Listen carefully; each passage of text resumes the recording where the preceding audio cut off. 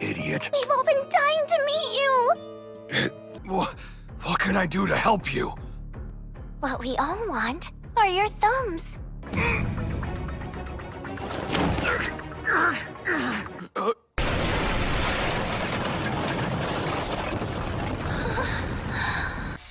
We knocked a bunch, but no one wanted to open up. Hi there, everyone. Scott and Lars back with another review and analysis for Sanda, brought to you by Camille's Harem, a channel for novice authors by novice authors. And because writing is an adventure, it's way more fun with friends. And be careful what you ask Santa for, because you might just get it. And some severed thumbs are definitely not what I want in my stocking this year. I agree. Unless they're candy thumbs. Like, a good candy, like, gummy thumb could be pretty good.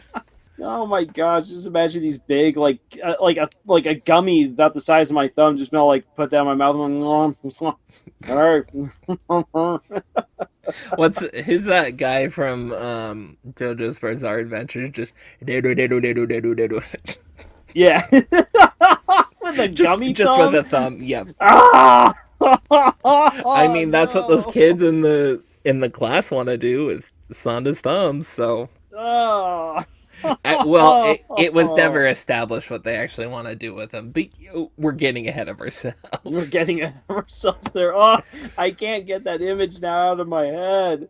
Well, so to move on, let's dive into the events of this episode. This episode opens up with kind of a little bit of a sad, heartbreaking moment as Amaya's like, Sanda, we can't be friends anymore. Sanda's like, why? He's like, because I need to protect you. The principal already knows who I am. He knows who Fuyamura is. And he's eventually going to figure out that you are Santa. And so he's like, we got to protect you. We got to protect you by keeping you as distant from us as possible. Our friendship must end here. Very light spoilers for moving ahead. It takes a long time for the principal to figure out who Santa actually is. So, and I'm not going to ruin how he finds out because it's amazing. Wow. Okay. But in any case, Sanda is all like, that's stupid. That is super stupid. Fuyamura actually kind of like backs off here, and she's like, okay, well, let's see where this goes. And Sanda transforms into Santa and does the whole, I'm going to find this kid, and starts creeping through windows, trying to find Amaya, and eventually does, and is like, look, I'm your friend. I care about you. And you have a dream that I want to fulfill. How can I do that unless one of my best friends is there with me? And this is a brilliant way to circle back around to when Sanda/Santa in the previous episode was like, hey, remember when I said don't believe in me? I take that back. I really, really want you to believe in me now. This is him making good on that. Right? It's like that wasn't just for that fight. I actually want you to believe in me because I care about you. I believe in you. And not only is that great for the friendship between Amaya and Sanda, but this is what the relationship should be between kids and Santa, that they both believe in each other. There's that trust. There's that faith. The power of faith can bring about amazing things, as we get to see later on in this episode. But before we get to that stuff, we get some interesting things going on with Ono and her body. Seems as though the body horror for puberty has not yet concluded for this poor girl, and she's feeling even more isolated because Fuyamura found her. Hooray! She succeeded. Fuyamura's life has also, though, taken on a different dynamic since trying to find Ono. She now has friends in Sanda and Amaya. And not only that, but now a rivalry with Nico over Sanda, who's actually Santa, but Nico doesn't know that. And so things have grown complicated, complex, and Ono just doesn't fit in anymore. And it's really sad to see that happen to this girl that everyone went looking for. But now that she's been discovered, now that she's been brought back in, What's going to happen? Is the principal going to come after her? Is she safe? What's happening to her body? Will things go back to the way they once were with Fuyamura? Will she be able to confess her feelings? Will Fuyamura reciprocate? Yeah, it's so frustrating and complicated and sad. And juxtaposing that in the most obscene way possible, or not quite the most obscene way, but we're getting there, is the relationship between the principal and Subaru. The principal decides to take out all of his anger and frustration at losing his chance to butcher Santa, and he is just throttling Subaru. He's like, I'm going to put my old man's heart into your chest and cause you to age rapidly. Ha ha ha! What do you have to say for that? We find out that Subaru's like, oh, I wasn't there to help out because I actually slept in because I kind of got a little drunk. And so he's like, I got to think of something. Think of something. He's like, you know what? I didn't help you because I've always hated you because you're so young and so handsome and so strong and smart, unlike me who's in his 50s. And this turns the principal on. And by the power of perverse sexual arousal, his body heals itself. And he's like, excellent. You do have your uses. I won't get rid of you just yet. No, I will keep you around in your role as a spy to go looking for Santa while I employ a different strategy. Yes, I already know exactly who to use. And we are finally introduced to the basement class. But our introduction to them is a little interesting because the way that we get to meet them is while Nico and Sanda are outside, assumedly doing outdoor chores, and Nico's again trying to brush it off while heavily, awkwardly flirting with Sanda, and he's being a dumb and not quite getting it. They literally run into this girl who's got a flower pot.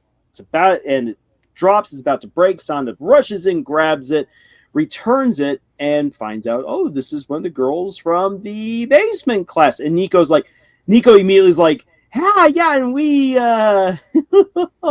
probably should get out of here. But not before they get to go down into the basement class, meet the other kids. And Sanda is feeling the Santa experience, like, oh my gosh, these poor kids who have just been abandoned down here. They're so lonely. They're so weird. They need help. They need serious help because these are the kids who apparently have murdered adults. And apparently you don't get away totally off scot-free if you murder someone else. You do end up here in this really weird, secluded room. But Nico's all like, we are going to die, and practically drags Sandan out. But she forgot her little charm down there. Or was it stolen? One way or the other, that charm's got to be retrieved, and Sanda is the dutiful fiance, plus being Santa and being curious about how he can help these kids, because the director told him if he wants to make a change in the school, he needs to help the basement kids first. So he goes down there to retrieve the charm, and all of those kids are like, we've been expecting you. Big and smiling. You're the big guy that people have been talking about. We were wondering if you would come. Are you really Santa? You are. We want presents, Santa. We want our wishes granted. And the wish that we desire most to be granted is that you will cut off your thumbs. And so the power of faith compels Santa to grant their wish. Their wish is to take off his thumbs, and he's struggling with himself. What does Santa do in this situation? Because these kids genuinely need help. And isn't Santa's main priority to take care of the kids and to make sure the kids are doing well? And as you pointed out before we began recording, Scott, nothing falls over when these kids say that they want his thumbs. They want his thumbs. They are not lying. They are little murderous snots, demented children. And so Santa, caught between a rock and a hard place, is about to give in when Fuyamura learns from Nico that he's down in the basement. So she arrives on the scene with explosives and blows a hole through the wall. And Santa, in that moment, rescues one of the girls and prevents her from being torn apart by shrapnel. And now a change has begun Is it a positive change, or will there be a throwdown between these murderers and an already multiple time attempted murderer in Fuyamura? We will have it to see later in the next episode. Boop, boop, boop. Oh man, a lot happened in this episode because there's a lot of character progression. It's focused very much on like pushing a lot of the character stuff that's kind of fallen off while they've been like focused on fighting so much in the previous episodes. And I think part of it is because they full on solved the issue that started the entire story, at least somewhat solved it. Because like the inciting incident for the story was entirely focused on Fuyamura's drive to find Ono after Ono disappeared. And they found Ono. They've saved Ono from the principal for the time being. So now we have to reframe. We have to recontextualize. We have to like rework the story and create a new goal for them to chase after. Mm-hmm. And like this is that episode. This is them like setting up the story to go even bigger, have bigger stakes moving forward. Burger and steaks. Wait, are we putting thumbs in there? Yeah. Thumb fries on that burger. Steak fries with your steak. It might also be thumbs. What I like about this episode is that something really monumental has happened in a very small space. Right. The most important stuff that happened this episode happened down in the basement. The basement is incredibly confined. It's a beautifully executed claustrophobic scene. Both of them. Both times that Sanda goes down into the basement. And learning that in order for him to really change the school, he needs to begin there. This is the beginning of Sanda's quest to really become Santa. He's accepted that for his friends, but now he needs to think beyond just his friend circle. That is the most difficult task that's being given to him. Can he take care of even the worst children? And that's the beginning of a much larger quest. And not to flirt with spoilers for later on the story, but we're going to see the Sanda's world, even though it's going to be mostly still confined to the school, expand because now way more characters are going to start becoming relevant as the story progresses, and it begins here. This is a huge moment in a small space, and it's a great illustration of that. In your stories, you don't need the biggest, grandest stage to execute a very, very important moment. In fact, the more intimate, sometimes the more impactful it is. Right, exactly. Oh man, there's so much building up on this because like we're finally getting a bit more going on with Amaya, because Amaya's kind of been their source of wisdom, their voice of reason is what I was looking for, through all of the adventures they've had so far. And now that voice of reason's popping in is like, oh, we need to separate ourselves from you because now the principal's gonna come after you because you're close to us, which makes sense, but like it wouldn't be that interesting of a story if that's what they actually did. So they end up like Sanda full on in a very hilarious fashion like confronts him about it, and they make up, and Fuyamura is like, why do boys have to be like this? It was kind of funny. But then we've got the whole thing with Nico, and Nico, like, she's smarter than she looks. Like she acts super carefree, super fun, but she's able to like analyze the situation and like that full on like intuition of what's going on with somebody else near her. Full on able to clue into that, because Sanda definitely wasn't. I mean, and it's easy for us as the audience to see a lot of this like creepy stuff that's going on behind Sanda's back, but Sanda's not able to see that. But Nico's able to pick up on it where Sanda isn't, and that's why it's great to have like multiple characters with different like personalities and different ways they see the world, like influencing your story, influencing your main characters. And what I like as far as Nico goes in this episode is that is that she's not just the other romantic interest for Sanda. She wasn't just a character created because, like, oh, well, Fuyamura is so wrapped up with Ono, Sanda needs some lovin' too.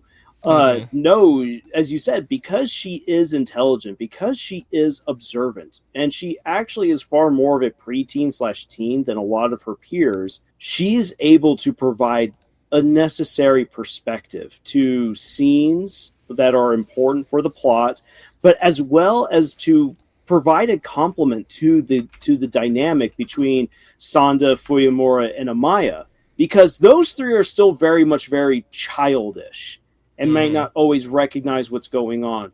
You need to have another character who can then step in and also be a voice of reason from time to time. And it's great that it's not just a carbon copy of Amaya, but a girl, but in this case, a highly energetic, very chaotic teenage girl as the surprising voice of wisdom from time to time. Yeah, exactly. And it fills out the cast more, and again, thinking about writing, that's something that's very hard to do instinctively, making as many characters unique and dynamic as possible, because most writers end up usually writing the same 2 to 3 characters over and over again in various iterations. Yeah. Being able to expand it to a cast of 4 or more is difficult. It's a very conscientious choice on the part of the creator. But the more that you're able to do that, the more filled out the world feels, the more relatable the various relationships are, and the more possibilities you have to bring in perspectives that allow for your characters to be flawed. Yeah. Because all these characters are flawed, but when you bring them together, they balance each other out.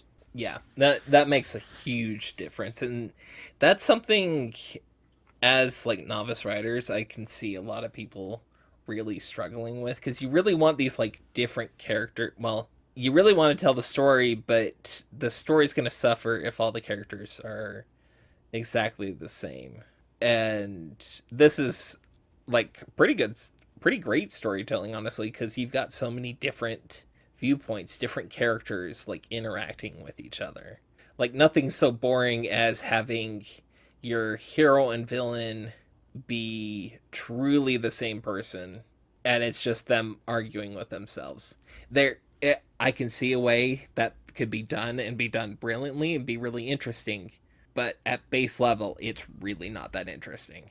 And especially for a story that tries to be as nuanced as Sanda is, like for even if there's elements of the story or of the world building that might not jive well with you personally as a viewer, that does not take away from the fact that this story is quite nuanced, and we get another layer of that with the basement class. Oh man, the basement class. See, there's a complete level of insanity that the basement class introduces to the story that wasn't present before.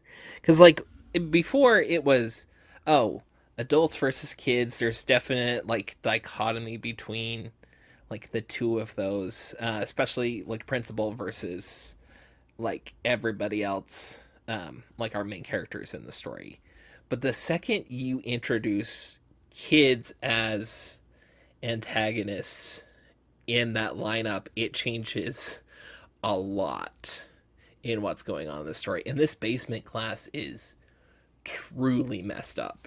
Absolutely. It's not just we want Santa's thumbs. It's what led them to this point. Yeah. Oh man, like there's actually, I mean, and it amazes me that like the principal hasn't done more than just sending them to the basement, because like even if they're like free to do that kind of stuff, taking out an adult in that way, that's a serious trauma, and sounds like very much against the principal's way of thinking. But like, well, actually, it fits in with the principal's way of thinking. By secluding them, there are no noticeable consequences. Because the principal, as we see, especially with how he treats Subaru in this episode, he's all focused on the physical, on the outside. and has not considered the soul or the mind of the person. Yeah. Anyone in that situation who is paying attention to the person before them would realize that Subaru's clearly lying, which would immediately get him in even more trouble and he'd be screwed. But the principal doesn't see that. The principal's worldview is so warped, it's so twisted, it's so on the outside, it's so physical, which is again represented by how he has treated his body. So as far as these murderous kids have been treated, by secluding them in the basement and then not punishing them, from his perspective, it actually makes sense. That's trauma free. I removed all the consequences. You just have to remain away from everyone else, but you're still students. You can still make friends. You still have to learn. You can still even have weapons. And what it doesn't correct the problem, it just causes it to fester. Yeah, well, and that's the scariest part of it all, because there's no, like, they have no way to fix that within themselves. There's no therapy they're going through. There's no, like, program that's helping them deal with what they did. No, they're getting thrown isolated with a bunch of other like-minded kids who went through the same experience, and the only therapy they're getting is with each other, and that's gonna poison their minds and make them think, oh, well, this is just normal for being a kid nowadays. Like, this is what we're gonna do. And it's something, it's the kind of interesting part to me is we easily could have had Fuyumura fall into that hole. Like, this entire class, like the entire setup for this class was foreshadowed several episodes ago with Fuyumura's comment about how glad she is that she was born in this era because she can get away with so much, including what these kids got away with. But as we get to see, like, that would not really have been the case. The doing something as awful as they have takes a toll on the mind and on the soul. And without proper adult care of any kind, of sympathy or of discipline or of therapy, they're monsters. And childlike monsters, which makes it even worse, which is what puts Sanda into such a conundrum. What do you do with kids like these? Yeah, that's a big one right there. Oh, man, you had brought it up actually earlier before we began recording, that Fuyumura in a way kind of again foreshadows this. Like, what is it that's helped Fuyumura out? It's not just I got a hug, but it is I'm getting love, validation, affection, protection from an adult who I know cares about me. And if you could give that to these lost souls, maybe that might do something for them. Maybe, yeah, exactly. Oh man, and I'm excited to see what's gonna happen. Like, we have to wait a full week. Well, we record this on Tuesday, so maybe not a full week. We only have to wait a few days, actually. But still, we have to wait till Friday to actually see what that effect is going to be. And I think it's going to be a very interesting effect because the principal full-on states that, oh, I've got a better tool than Subaru to take care of Santa Claus. Mm-hmm. Catch in, Santa Claus, like, his power is completely focused on, like, helping and saving the kids. If anybody can get through these kids in the basement, it's Santa Claus. Which it means these basement kids are going to turn around and not be very great to the principal. Yes. And there's some things that get unleashed on this school. I can't wait. Oh, I'm so excited. If you thought that Fuyumura was over the top with explosions, oh boy, stuff is coming. There's one other thing that I want to address as far as the story goes, and this comes down to the ingenuity of the mangaka to adapt the idea of Santa Claus and of Christmas for a society that treats Christmas as this is just a really cool romantic holiday. It's very different from the West, where it's far more religious in nature, hundreds, if not thousands of years of worth of traditions and meaning that gets wrapped up into this. Yes, there is a lot of romance in the Christmas season, but there's so much more to it. As a result of that, Santa embodies so much more, and really we've kind of evolved Santa Claus to be a figure that represents the judgment between good and evil, naughty and nice, rewards the good kids, punishes the bad kids, or at least reminds them to do better the next year, depending on the iteration of Santa. And so for this particular story, if you come in from a purely Western mindset, you might then expect that Santa's all like, now kids, you belong on the naughty list, which means I can't give you my thumbs or any gifts at all. But that doesn't mean that you can't be good next year and be on my good list. I won't give you my thumbs because that would be a naughty thing. But when you become good, you'll want good things, is how a Westerner would approach this. Mm-hmm. That was my initial reaction, which is just built into me. Yeah. It's going to be fascinating to see how a different interpretation of Santa that is not connected to my understanding or traditions solves such a heavy problem. Right. Well, and that's the thing. Like, we've got so much of those traditions that have been built into us from the very Christian, very Western-based Santa Claus, that seeing an interpretation that's more like Eastern and Asian-based in that way, at least modern Japanese-based in that sense, is going to be very interesting to watch. Oh, I can't wait. You did that on purpose. I did. Oh, man. But, like, we're still left with this kind of... It's a moral conundrum of, like, Santa... I mean, even though, like, Fumimura and Amaya showed up to save the day, like, you're still processing. I'm still processing the whole thing with these kids want something, like, really gross, really destructive in nature, but you can tell they really want this thing kind of idea. And Santa, like, he's stuck between his Santa Claus nature wanting to help and his personal nature not wanting to, like, hurt himself, like, be, like, full on disgusted by this. How do you deal with that? And, like, that is wonderful writing. Forcing your characters to go through a decision like that, having to deal with a conundrum like that, is a beautiful way to showcase your character, to showcase how they would handle these situations, and they're going to progress and become better because of that. Yep, and you got to start. And I like that the story starts kind of at the bottom with the worst of the worst, or supposedly the worst of the worst, because how can Santa really stand up for all kids, really be strong in the way that he wishes to be, that he lamented in the previous episode, unless he can be Santa for all the kids? Yep.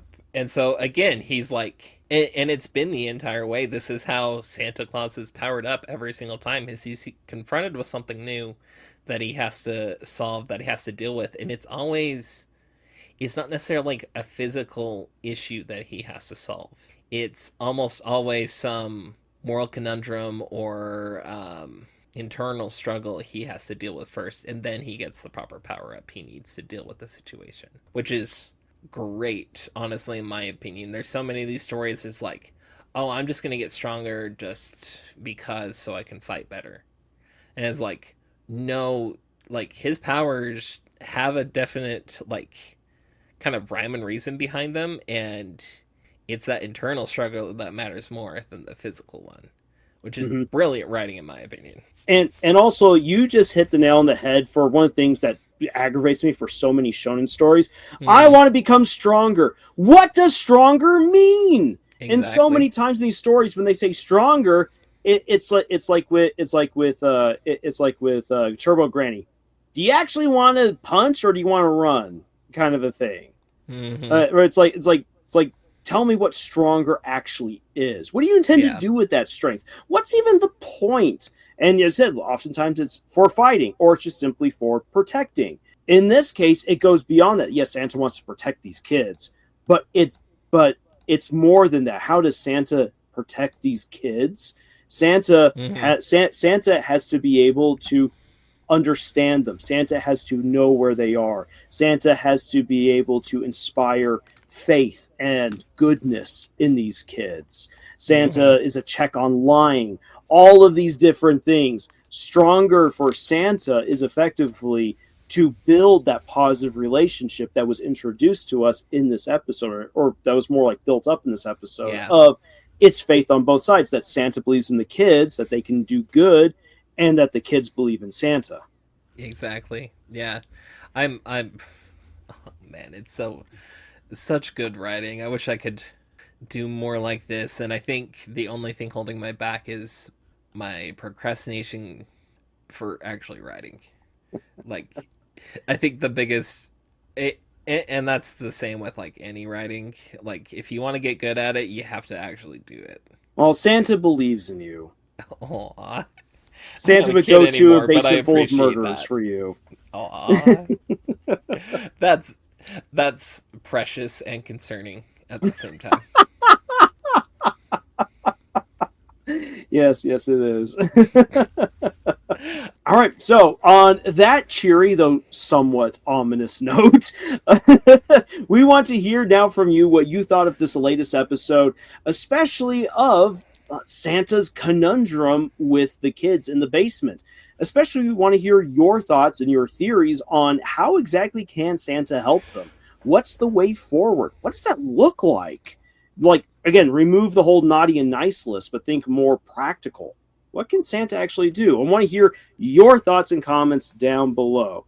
And if you'd like to support us and all the work that we do here on the YouTubes, then please subscribe if you haven't already done so. Like this video, share it out, and if you especially want to support all that we do here at Camille's Harem, check out the books that we have published. Links for them are in the description below. Otherwise, thank you so much for joining us on this crazy adventure that we call writing. And until the next time, y'all, make sure that you tell Santa what you really want, the good stuff. And you shall be rewarded, hopefully. All right, choose. Okini.